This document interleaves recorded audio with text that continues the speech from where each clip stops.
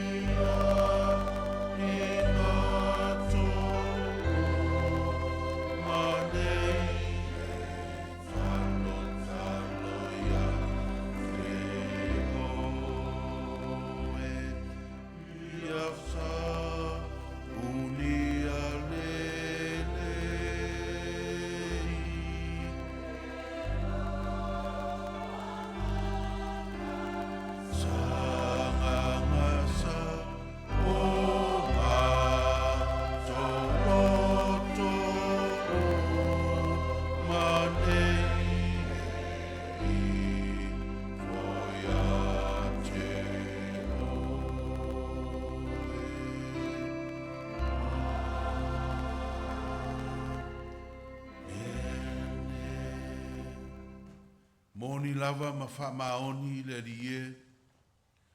Le ulu whale mai o lau whanau whātua tua le nei tai ao. E wha fo i atu le taulanga o le vi inga ma le wha manu. E moni fo i le oli o mātou loto i la ua fio. Ma o mātou taitonunga o la ua fio lava e tō tasi. E manuia ai i mātou ma mea uma mātou te whaia. Mātou te tūfoi o luma le rie ma le mata. Mātou te tūfoi o luma ma le ngatete. Wāua mātou i loa po le ālava le rie le te leo le mātou whātua tua ma le tatonu i la ua fio. ua le tusai ma mātou whātinonga. Mātou te tui o luma o tangata angsala. Te le na wau mātou whale tonu, ma mea mātou te vai ai, le vāno nofo ai, ma le isi uso a tangata, o lo mātou tāpua i whātasi. Mai se le vāo mātua ma whānau, ai mai se lo mātou vā ma la wafio le atua le paia. Whale tonu mātou ono a mātou angsala.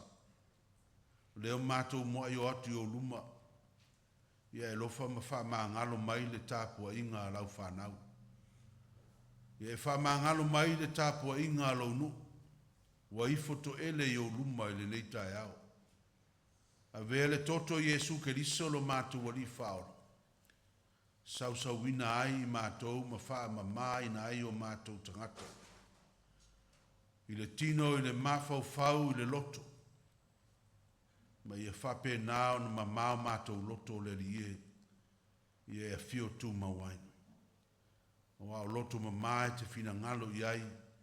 A mu ia fo i e o loto mamai la tau te ilo atu la u fio. Ta maa pa maa ngalo i mātou. Na e a fio mai la lea i o mātou loto o wha maina.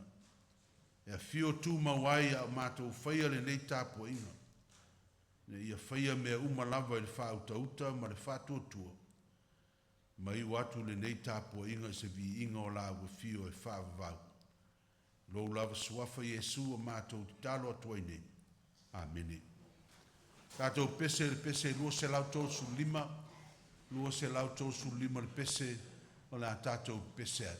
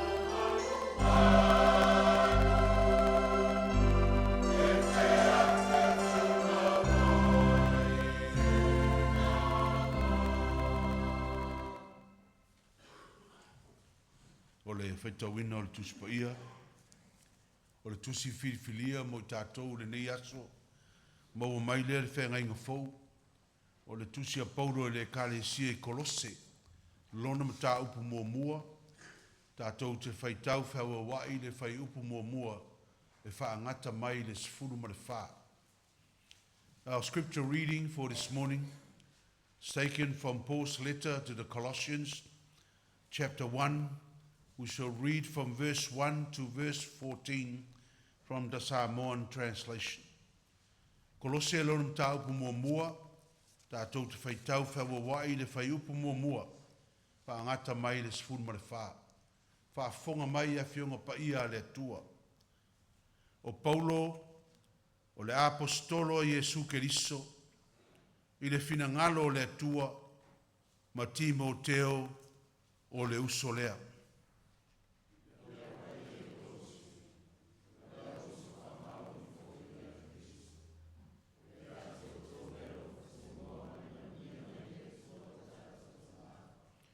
Ma te whafta i atu i le atua, o le tamā o le tātou wari o Iesu Keriso, i ia matāru sanga i le au noa mo o tau.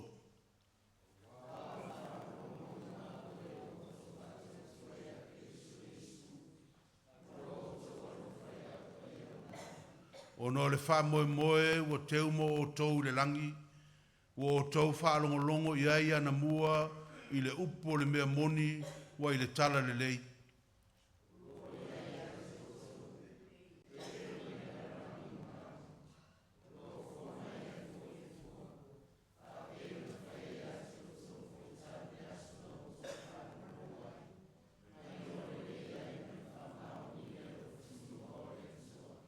Pa peio na o ina foi o tau e pawhara, o lo maua fiso soani pele ia.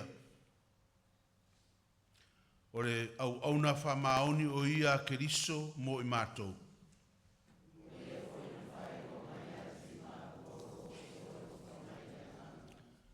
O le mea lea o i māua foi ma te le i mapua i lava i te talo mo o tau, talu le aso na maa whaalongolongo ai, ma te ai oi atu foi na ia ato o toa no o toi loa le lei, o lona fina ngalo i le poto uma a toa ma le mafau fau whale anganga.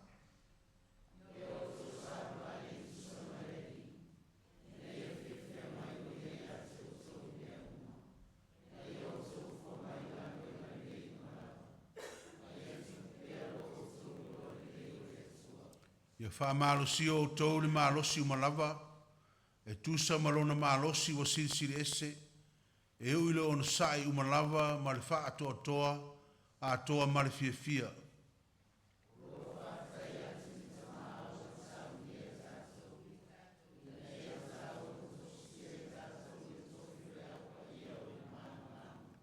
O ia wana la vea i mai a te tātou ma na i le pule le pōri uli, a wana o mai e tātou le malolo na lava alo pele.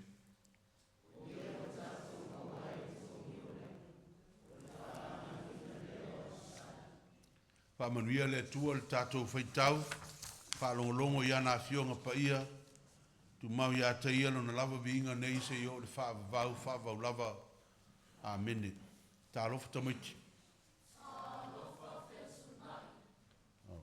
Na ngona le lotu whaaftai, o whaapea i longa isi si o tau sau, ina ua umar tā whaonga nafi.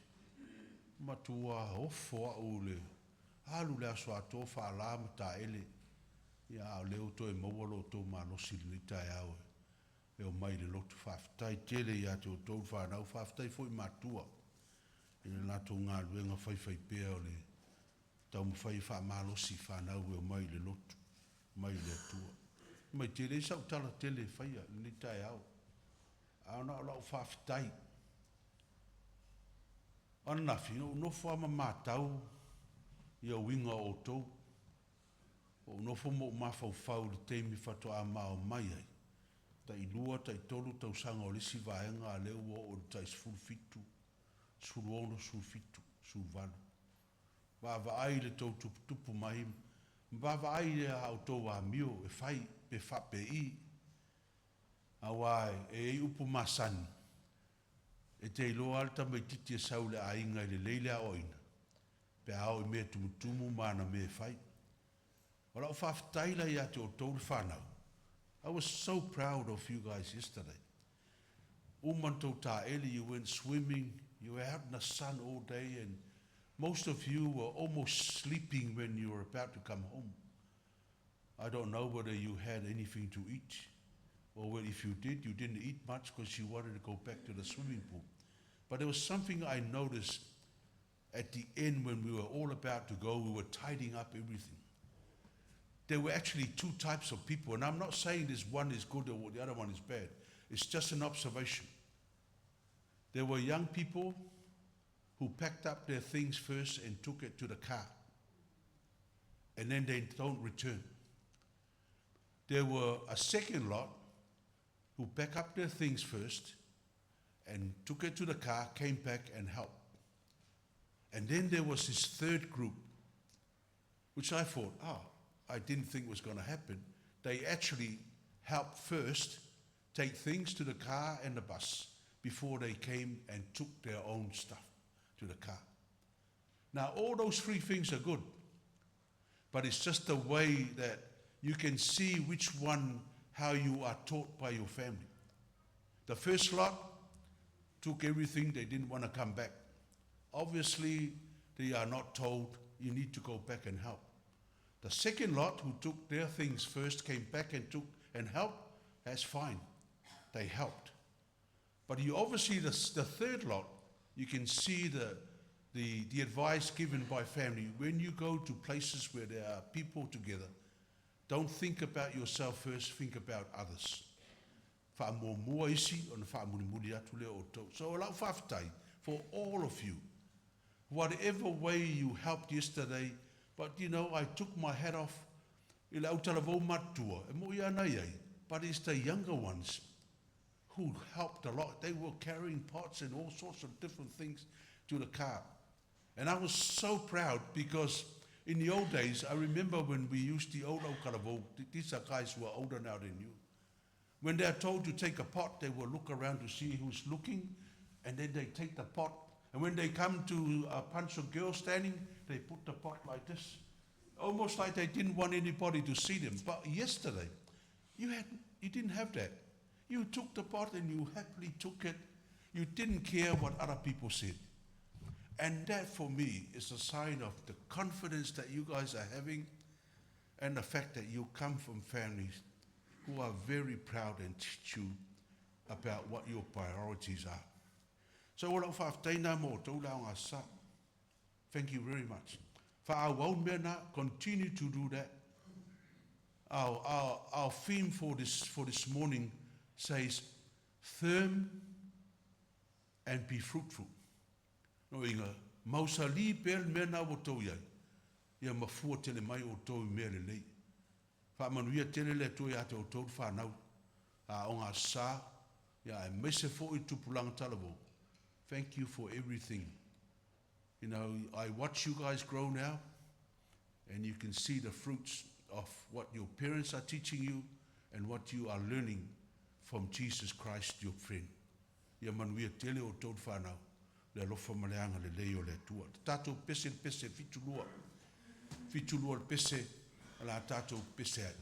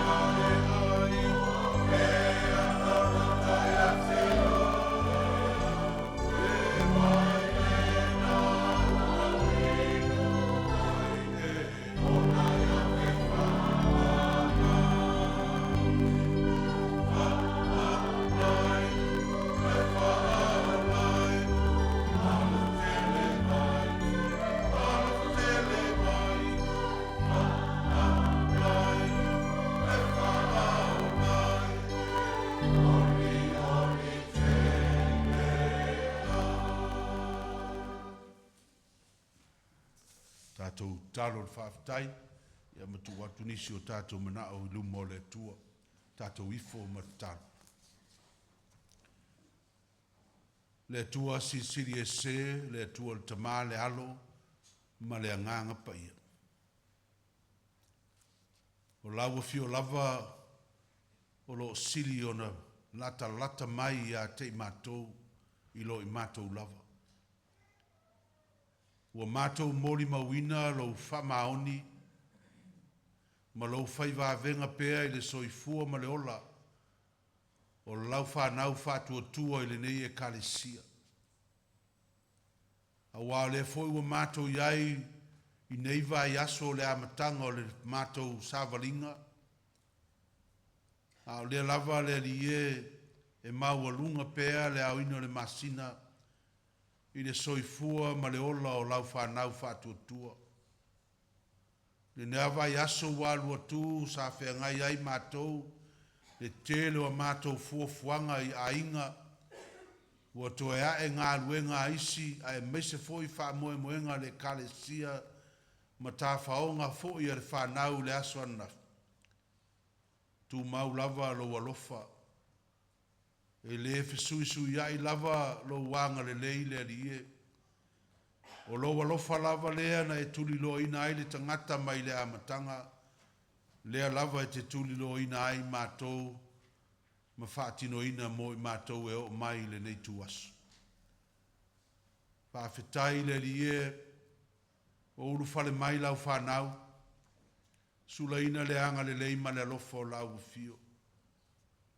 Lo whamaoni a te mātou, whaopopo le mālosi le rie I a te mātou, mai se le ola lau fio I le aso ma le aso. Ai mai se le tamao a inga e sa mai e whaatino ina ai o mātou manao, ai mai se foi lo mātou vala wina. E le ai lava se mea o onge ai I mātou. O lo lava pēa la mātou whaasoa I lau whaasoa mo I mātou. A whaifo I le lava wa e tā pena awala e wha lava ina ai. Le mātou tautua le rie I la wafio I so se mea. Pe mātou te vai fo I te wha malo si au mai. E te letu la fo ina I mātou. Whawhetai le rie I lo wanga le lei. I lo walofa whasoa I le aso ma le aso I tā leni ma ngā wā. Whao ngā ina wāse manuia a inga a meise a mātou ngā luenga. A meise lava le rie le tautua ina o la wafio ma lo fina ngano. Whawhetai o leo a mātou poto. Ue a mai le soifua ma le ola o lau whanau mai a nafi. Sa iai lungo a wala tere vavave o wha oso songa sa la matia ai le soifua. Ai ua e anga le lei matausi, mātua ma whanau ma le kalesia. Le ua mātou poto ai ma le oli le nei tai au. Whawhetai maua awanoa mātou te wheiloa iai ma tāpua I whatasi. Ma nisi o ta māmati nā mātutua o le kalesia. Te le aso mātou te le whewha ai ai. Ono mai o le tino. A o loa lofa le lie wa e tā pena ai awala. Wheiloa iai le manuia le nei tai au. Whawhetai le lie lo mātua tua I lau tau singa I e mātutua. Iai la tau wa le mwhai o na lava mai. Tali tonu o Lotu I le muri pānga ma te tālo wāsa manuia o nei wha moe moenga uma. Whawhetai o Lotu mau le ola I a te I la tau. Ai mai sei la tau le lia lo mau I mai o le tino. I sa I linga tonga fitinga I le aso ma le aso. Whawhetai le lia I lau wha malolonga. Whawhetai foi awanoa maua mātou te tāpoi whatase I manisi o ainga. E asia si mai le lia I nei vai tau. Ai mai se na ia mātou wō ma e masani. Ai mai se foi la tau I lunga o penga te whailangi. O lo tāpua I whatasi mai mātou le nei tai au. Whawhetai le soifua au auna ma le soifua tautua le kalesia. Na I o mātou ainga lotu I mea ma whai o na lātou whatino ina. Pe tele pe I titi a lo whai lava ma le loto malie. a wale manuia o lau ngā luenga i le tū le tino, ai mese fo i le tū o tāpua inga whale ngang. Whaafitai le lia i le lofa lo whaasafua i te tonu a inga taitasi. O lo awa uina ai mātou e la wafio se i o ia mātou whanau. Whaafitai whanau le lia. Wa ai lo lātou fia ma le ori la wafio. Ai meise le va ai awa onga le lei, wa awa uina ai lātou i lautara le lei, ai meise fo i mātua. Whai lea le lia mau vi inga, ai vi ia ai fo i mātua le lia ono le lātou ngā luenga. Whaafitai lo mātua tua, whao ngā ina o nai whanau. Le malu pui fo i lātou le nei vai tau, ia lātou whai ngā tuwanga. Mai whao so songa le fili mani te Apollo, wa le manu malo ia te i lātou ono lo whatasi mai. Mātou te whaafitai le nei tai ao, ono o awa fionga pa ia, o lo ta iala ina i pēa lo mātou whatua tua. Ai mai se le mana o lo wanganga pa ia e tauto lua ina i mātou i teimi o whao so songa. Wha mamau ai mātou le fili mani te Apollo, ai tau lai le mātou wa ai i au fufonga alofa le li e. Whaafitai si sili ono Jesu Keriso. O lo alo pele tō tasi, o na mātou wali whaola, o fwina mai le soifua ma le ola, na maliu mo i mātou ono a mātou wangsala. Ai wai e tatala ina ai le avanoa i le mālo i le langu, mo i mātou umo e whātua tua msala mō whamaun. Tu mau la wa fio le viinga le whamanu ma le whane tau, nei se i o le whavavau. Ia lofa lo mātou atua, anga le lei lau e kare sia mo tangata lotu mo mātou ainga uma i le nei vai aso. Ia lātou fuafuanga ma wha moenga le lei o whātātatia, mai se lātou o lātou e fo i atu i whi au ma ngā luenga ma sani le lie, ia maua lo lātou malosi. Ia maua le ata mai ma le poto e whātino ai le ngā luenga. Whaia ma le fia malu pui e la ufio i lātou uma, mai wha oso songa le fili ma le te Apollo. Maua le fia, maua le malos, maua se vi ingo la ufio i mea lātou te whaia. Anga le lei whanau ia lātou whai ngā tuwanga, tonu a inga ma lātou wha au whātino ina. Manuia fo i e mātutua mai lātou o lo mau i mai o le tino i lau wha malo o longa pa ia. O e foi o whanoa noa ia iai lau wha mawhanwhananga lo mātua tua. Te talo i e wha manuia le neiva i aso a toi fuafuanga lau e kalesia. Ia iai lo file mu i tonu o mea uma. Wha alo te tele i mātou i lau wha au ma lau ngā ruenga. Ma ia maua i mātou lo file mu i mea uma. Wha soa ai mea uma i le fia ma le ori. Ai vi i ai la wa fio e wha vavau. Mana tua i la tau le li e o loi. Tonu o whale pui. O e o loi ai o ngase. Ia i ai le li e lo wa lofa ma lo uanga le lei. Ia i ai le mana o lautala le lei. Fo i ai wha fita auli. Ma fo ina ai o la tau loto. Ina ia au ngātu mea uma i la wa fio. E malo loa tuai i ang sala ma mea watu tupu. Ai meise mai o le tino o le li e. Pa manuia i nai o mātou tangata mātutua i le soifua le li e ma le ola. Pa mamau mai ma fita ma whaingata. Maua i lātou le oli o la wa fio. Pa manuia la wa fio le neivai aso. Isi o mātou atunu o Samoa le li e. Ia malu pui a pēr, mai whita ma whaingata o whea ngai le nei vai tau. Anga le lei le whainga malo, ai maise le tapua inga e kalesia. Ia maua i se vi inga o la ua fio lo mātua tua. O nai motu foi o le Pasifika ua fia ia whā, le ali ie le nei vai tau, Ia iai lo mawhanawhana, ia iai lo file mu ia te lātou fisoasoani a lātou tau mwhainga uma. Ua mātou te tālo le lia Manuia le nei vai aso. Fuafuanga o whātātia le tangata malana. A mātou whālongolongo i lo whetalai mai le lia le nei asa. Ia la unga la ua whiua le lau au ona whātau wā. Te tala le mātou whālongo ma wha malama iai mātou lo whinangano. Taita ina ai le mātou whainga malanga le nei vai aso. O le mātou te tālo lea lie, e te lea mea ua, le mwhai o na wha leo ina atua lo i te tonu o mātou loto. Wa mātou te tālo umoia ua ofa ina atu, e whaia iai lo whinangano.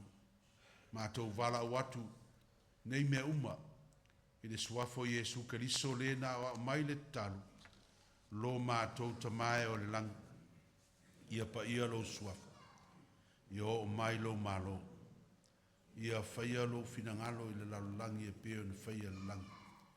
Ia e fo ai mai a te mātou le aso nei a mātou mea ai e tau mele aso. Ia e wha mangalo i a te mātou i a mātou o sam. E peo i mātou fui o na mātou wha mangalo i nātu. Ia e wanga le anga mai a te mātou. Aua fui e taita ina i mātou whaoso song. A ia e la vea ia i mātou ai leang. Wa e o le malo ma le manu. A toa ma le vi inga e wha vaula. Amen. Na tātou tāpua i le tua le tātou foa.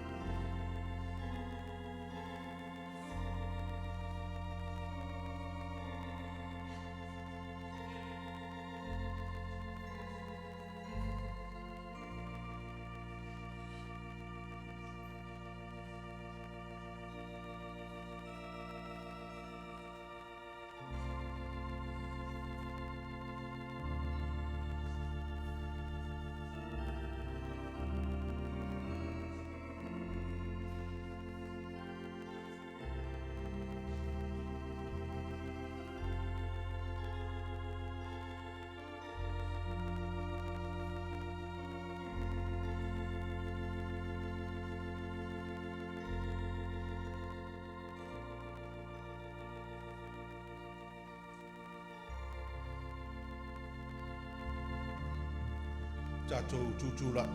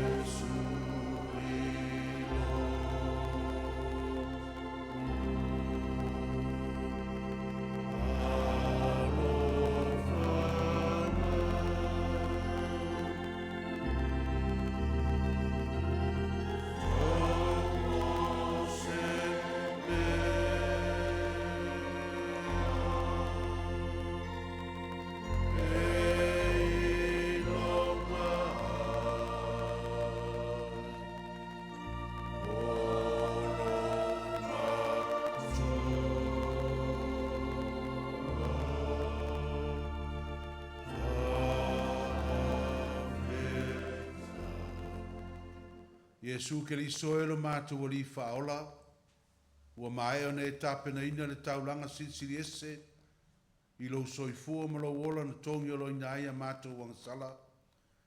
Tau o se meilo ngailo mātou lotu whaafitai o no lea taulanga, mātou toe ofo ina atuai nei tupe, pa tasi mo mātou tangata e usa mātou whatauwa, uofo ina atu mo au whi au mau ngā luenga. Talia mai li fōa, a lau whanau le nei tai au, ma e whapa ia ina ma e whamanuia mai i a te mātou.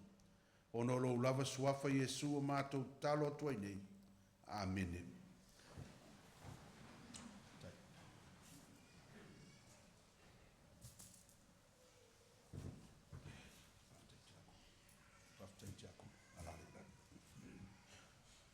O le pese tau te lau lima sfufa, o la tātou to e pese ai.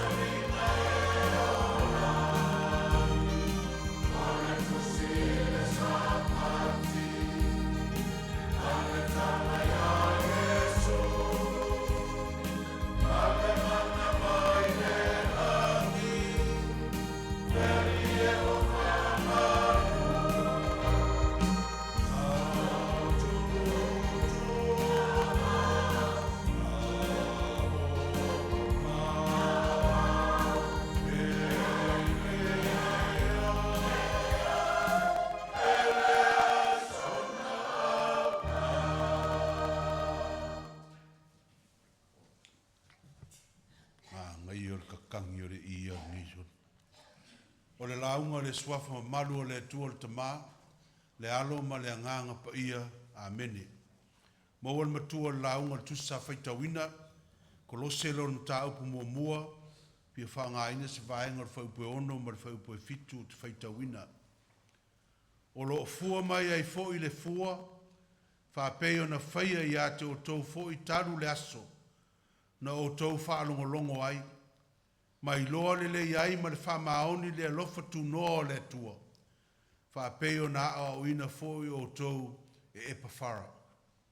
The gospel is bearing fruit and growing throughout the whole world, just as has been doing among you since the day you heard it and truly understood God's grace. You learned it from Epaphras. Colossians chapter 1, verse 6 and 7.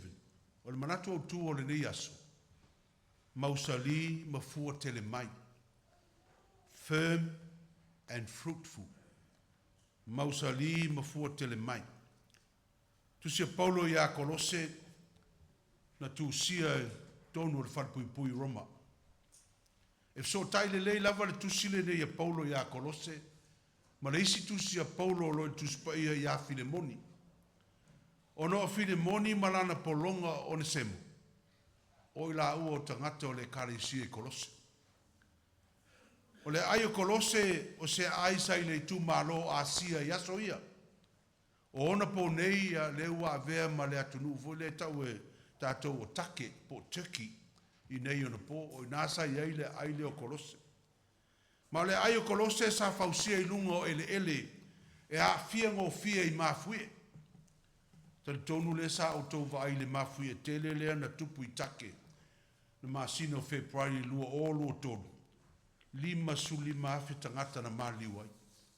A le vai ele tonu ale sa iai foi Kolose i ona po, na ona po. E whapere tala o se tasio mafuia whapena, peo le mafuia le lua o lua tonu. I le tausanga e ono tas, na whaaleanga ina i role aile o Kolose ma le toi no foia. O le tusi la Paulo ia Kolose na tusia le tausanga po le lima ono. Tusa ma le lima pe ono tausanga, aile ia afia Kolose, i le mafuia o le ono tas. A morsi le fia e lei fatuina e Paulo le kalisi e Kolose. E le i o fo i ai Paulo i sana asia singa. E ui lava sa i ai Paulo i le kalisi e Efeso le teimina fatuina i Kolose. A le i o lava i ai Paulo. Ona pe tusa i lua se lau kilomita le mamao Efeso ia ma Kolose o se savalinga o le vai aso atoa. E le i o la i Paulo. Ai ele manatu o le kalesia le Efeso.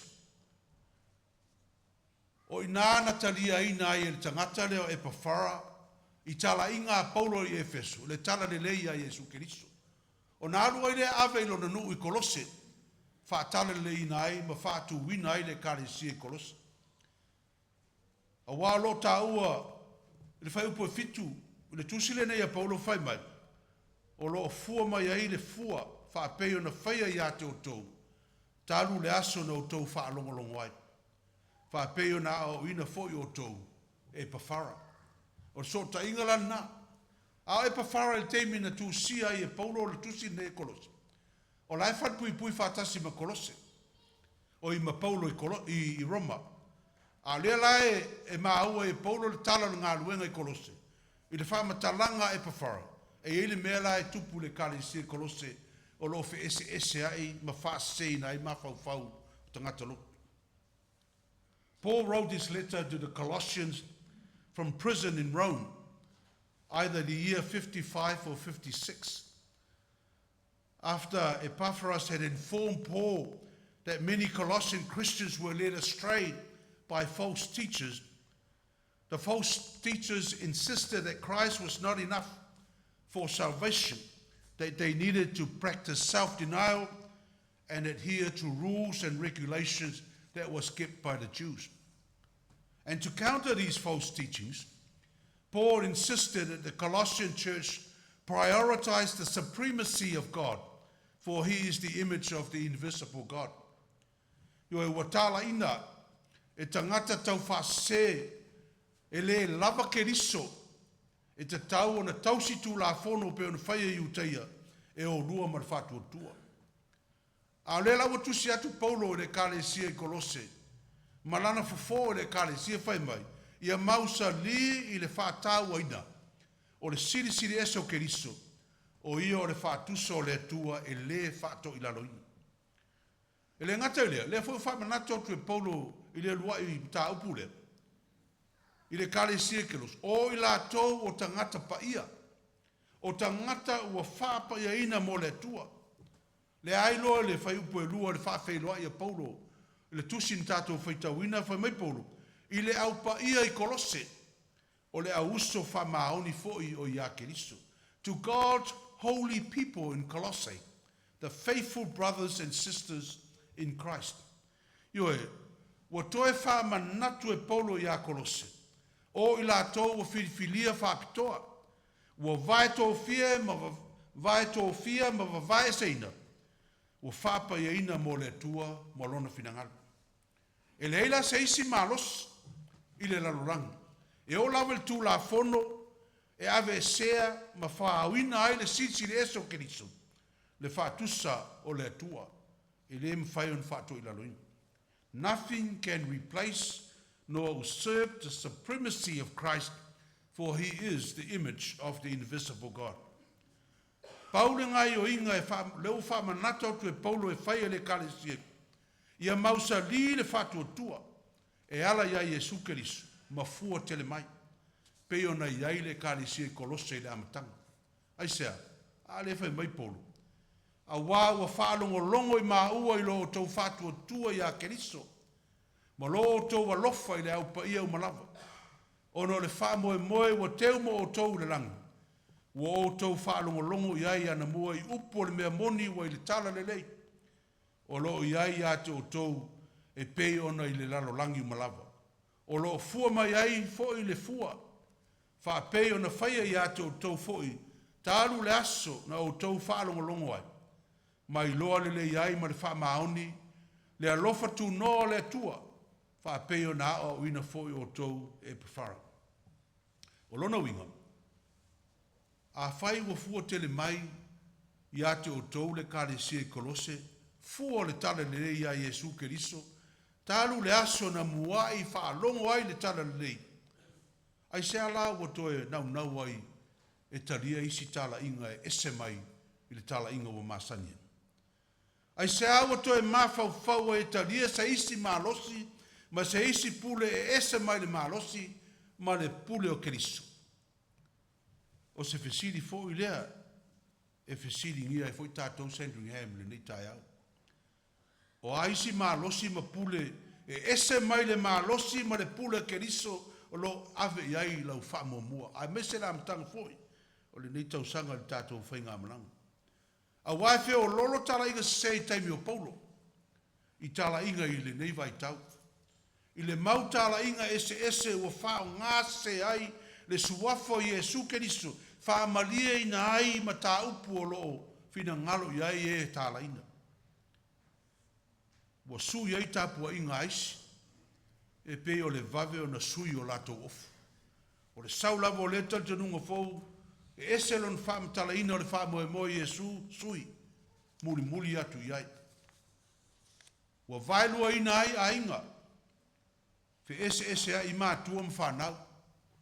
Le foi mo ya tātou e se a lotu ai whanau, e se lotu mai mātua.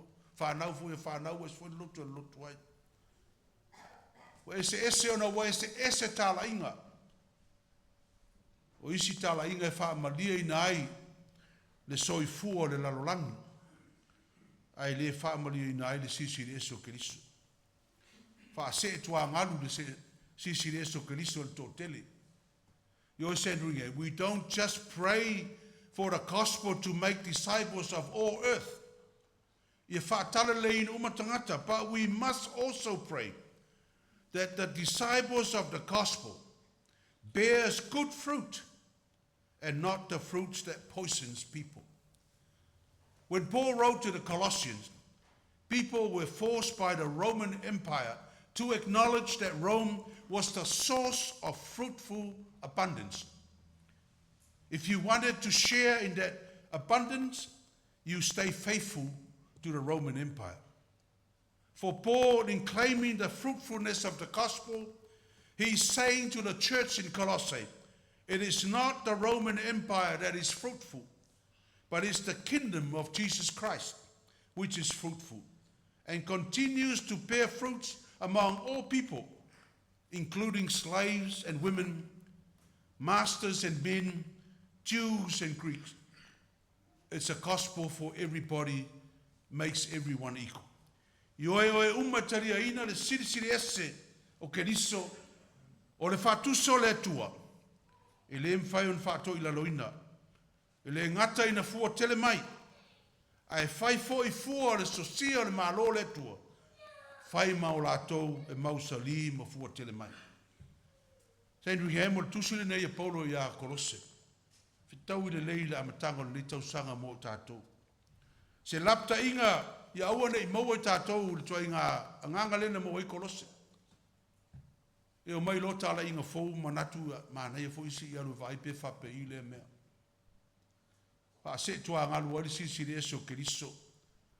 Ono le manao ia atiri mala malama I mea lilo ma le fina ngalo le atua.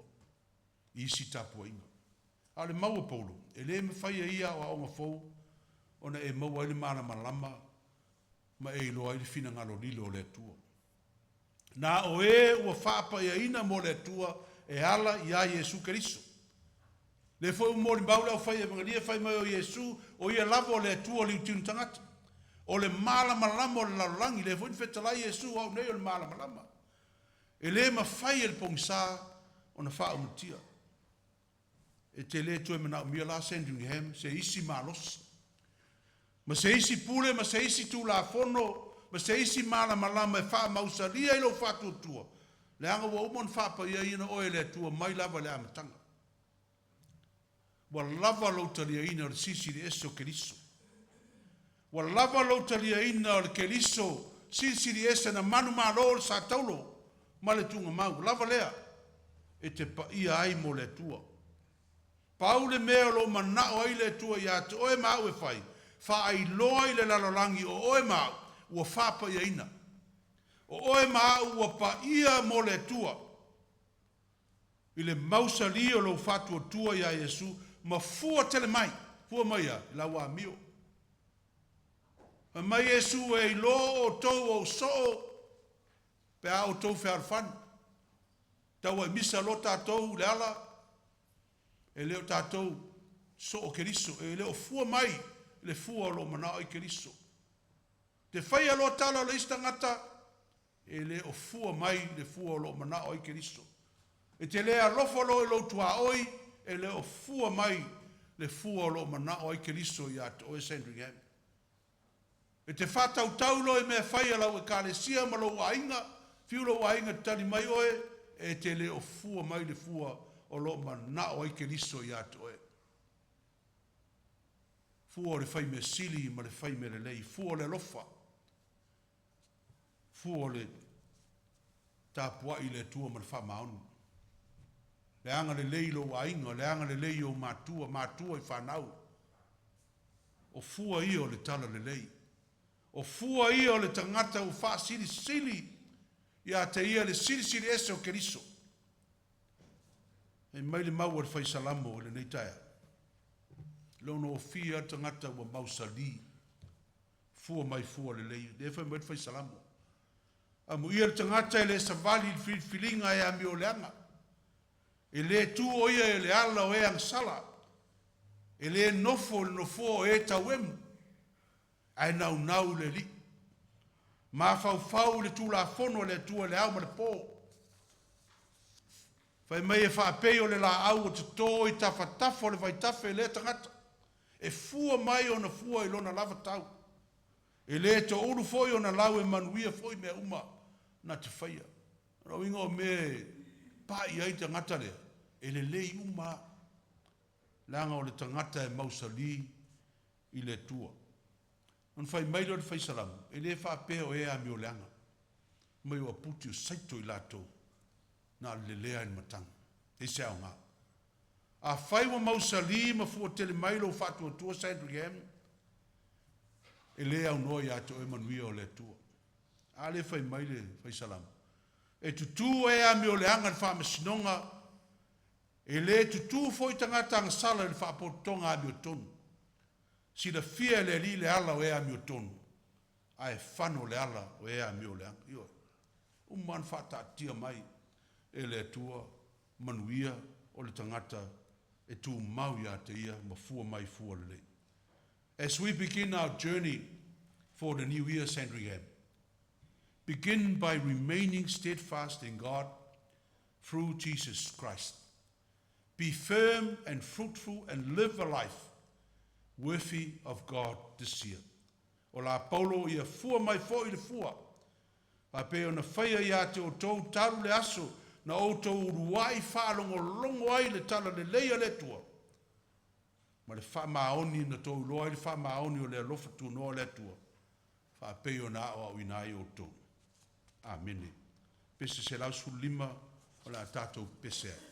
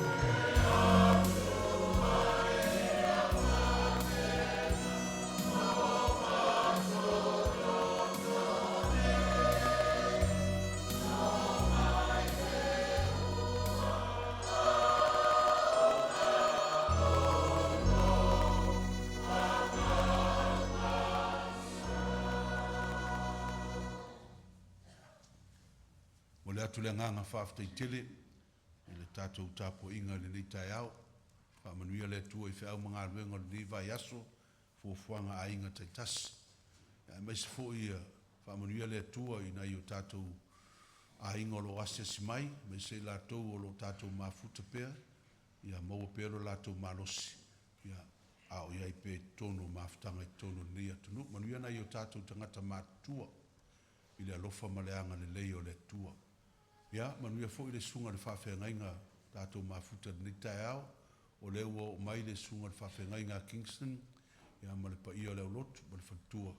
Ia, ona e se lātou tala e fia whai atu tātou kalesia, umalal tātou talo whai, ia, tu atu lelo le avanoa le sunga ia pama ma le whantua ia fusi, ma le pa ia le kalesia, ia whatoa whai e leo tātou folfolanga muli na tatou fai talo o le manuia ma le file mua la ua fio le atua le tamā le alofa silisili ese o Iesu Keriso lo matou alii faaola le mafutaga ma la ua fio agaga paia e ilunga i matou ma nei malau whanau whatuatua i le lalolagi atoa nei maso uma se i o le whaavavau lava. Amen.